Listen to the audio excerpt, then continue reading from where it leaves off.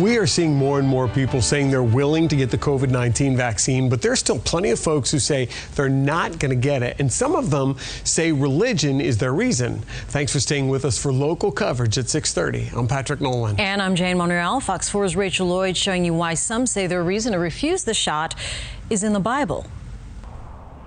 There's a group of people, particularly Christians, who say the vaccine represents what's known as the mark of the beast, also known as a symbol of the Antichrist. However, religious scholars and leaders say that scripture is taken out of context.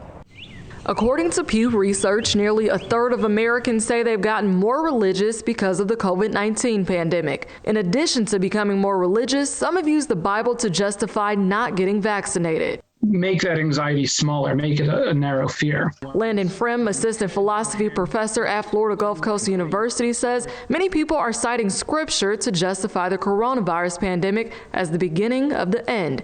And it's not the first time. People have been predicting the end of the world again and again and again for literally hundreds and thousands of years. It happened during the Black Plague in the 14th century and the Spanish flu in 1918, some using the Bible as a way to prove the second coming of Jesus Christ. But Dr. William Glover, pastor of Mount Hermon Ministries in Fort Myers, says it's not necessarily true. There have been plagues in each generation, and the Lord has not yet returned.